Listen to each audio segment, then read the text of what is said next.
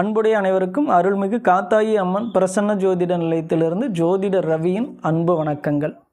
இன்றைக்கி நம்ம ஏப்ரல் மாத ராசி பலன்களை பற்றி பார்த்துட்ருக்கோம். இந்த ஏப்ரல் மாதம் கன்னி ராசிக்கு என்னெல்லாம் நட்பலன்களை தரப்போகுது அப்படிங்கிறத பற்றி பார்க்கலாம். அதற்கு முன்பு இந்த மாதத்தின் கிரக அமைப்புகள் எப்படி இருக்குது அப்படிங்கிறத பற்றி பார்த்துட்டு வந்துடலாம். ராசியிலே கேது பகவான் இருக்கிறாரு. 6ஆம் இடத்துல சனி பகவான் செவ்வாய் பகவானோட சேர்ந்து இருக்கிறாரு. ரணரோக சத்துருஸ்தானத்தில் சனி பகவான் செவ்வாய் 2 பேர் இருக்கிறாங்க. 7ஆம் இடத்துல சூரியன் புதன் ராகு சுக்கிரன் இவங்க 4 பேர் இருக்கிறாங்க. 8ஆம் இடத்துல குரு பகவான் இருக்கிறார். அஷ்டம குருவா 8ஆம் இடத்துல இருக்கிறார். இந்த அமர்வுகள் கன்னி ராசிக்கு என்னென்னலாம் நன்மைகளை தரப்போகுது அப்படிங்கிறத பற்றி பார்க்கலாம். கன்னி ராசிக்கு தொழில் எப்படி இருக்கும் அப்படிங்கிறத பற்றி முதல்ல பார்ப்போம். அதாவது இவருக்கு ராசி அதிபதியும் இவரே வருவார், தொழில் ஸ்தானாதிபதியுமாகவே புதன் பகவானே வருவார்.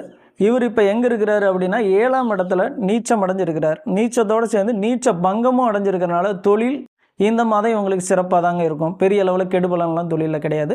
நல்ல ஒரு முன்னேற்றத்தை கொடுக்கக்கூடிய மாதமாகவே இந்த மாதம் இவருக்கு அமையும் அப்படின்னு சொல்லலாம். ஏன்னா அவருக்கு கூடவே இருக்கிற நண்பர் அங்கே உச்சம் அடைஞ்சிருக்கிறார். அதாவது மீன ராசியில் உச்சம் அடைஞ்சிருக்கிறாரு. குடும்பாதிபதியும் பாக்கியாதிபதியும் சொல்லக்கூடிய சுக்கிரன் புதனோடு சேர்ந்து உச்சம் அடைஞ்சிருக்கிறனால, புதன் நீச்சமும் அடைஞ்சிருக்கிறனால நீச்ச பங்க ராஜயோகம் என்கின்ற அடிப்படையில் இந்த மாதம் தொழில் வேலை இவர்களுக்கு மிகச்சிறப்பான ஒரு யோகத்தை தரக்கூடிய காலகட்டம், நல்ல ஒரு லாபத்தை தரக்கூடிய காலகட்டமாகவே இந்த மாதம் ஏப்ரல் மாதம் அமைஞ்சிருங்க. கன்னிராசிக்கு குடும்ப நிலை எப்படி இருக்கும், குடும்பம் சார்ந்த நிலைகள் எப்படி இருக்கும் அப்படின்னு பார்க்கலாம். குடும்பாதிபதியான சுக்கிரன் 7ஆம் இடத்துல உச்சமடைஞ்சிருக்கிறாரு. அவரே பாக்கியாதிபதியாகவும் வருவார்.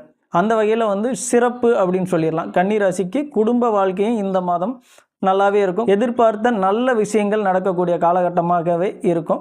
குடும்பத்தில் ஒரு சுபகாரியம் நடக்கக்கூடிய காலமாகவும் இந்த காலம் அமையும்.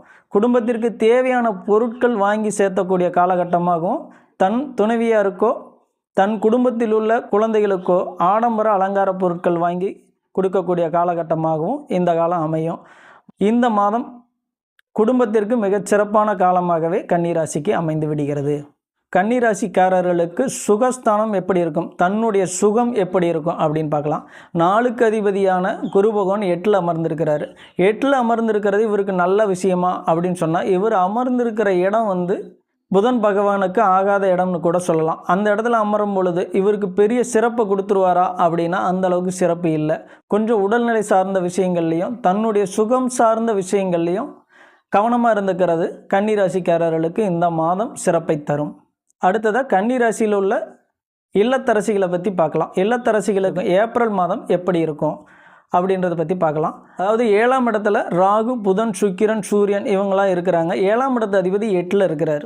அதனால் கணவன் மனைவிக்குள்ளே கருத்து வேறுபாடு வராமல் பார்த்துக்கிறது இந்த மாதம் இவங்களுக்கு சிறப்பத்தோட. குடும்பாதிபதியும் பாக்கியாதிபதியுமான சுக்கிரன் உச்சமடைஞ்சிருந்தால் கூட அதற்கு வீடு கொடுத்தவன் 8ஆம் இடத்துல இருக்கிறது அவ்வளோ சிறப்பு இல்லை அப்படின்னு சொல்லக்கூடிய அளவில் தான் இருக்குது. அதனால் விட்டு கொடுத்து போகிறது நல்ல விஷயமா இருக்கும். ஆனால் எதிர்பார்த்த பொருள் கணவர் மூலமாக கண்டிப்பாக கிடைக்கும். கணவர் மூலமாக ஆடம்பர பொருளாக இருக்கட்டும், அலங்கார பொருட்களாக இருக்கட்டும், வீட்டுக்கு தேவையான பொருட்களாக இருக்கட்டும், கண்டிப்பாக இந்த மாதம் அமைத்து கொடுக்கக்கூடிய ஒரு சூழலை ஏற்படுத்தி கொடுத்துரும்.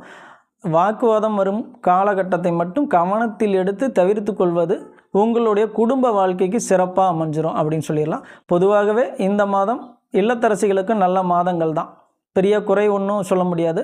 இந்த ஒரு சில வாக்குவாதங்கள் வரதை மட்டும் கவனத்தில் எடுத்து தவிர்த்துக்காங்க, நல்லாயிருக்கும். அடுத்து மாணவ மாணவிகளுக்கு கல்வி எப்படி இருக்கும் அப்படின்னு பார்த்துக்கலாம். கல்வியை குறிக்கக்கூடிய 9ஆம் இடத்து அதிபதி 7ஆம் இடத்துல உச்சமடைஞ்சிருக்கிறாரு. குடும்பாதிபதியும் அவரே தான், வாக்கு வன்மையை சொல்லக்கூடியவரும் அவரே தான். அதனால் இந்த மாதம் உங்களுடைய படிப்பு சிறப்பாகவே இருக்கும். உங்களுடைய வாக்கும் நல்ல முறையில் இருக்கும். அதாவது நீங்கள் படித்து பேசுகிற ஒவ்வொரு வார்த்தைகளுக்கும் ஒரு மதிப்பு இருக்குது அப்படிங்கிற அளவுக்கு இந்த மாதம் நல்லாயிருக்கும். நல்ல கவனத்தில் எடுத்து படிங்க. மிகச்சிறப்பாகவே படிக்கின்ற மாணவர்களுக்கு இந்த மாதம் யோக மாதமாகவே அமைந்துவிடும் இந்த ஏப்ரல்.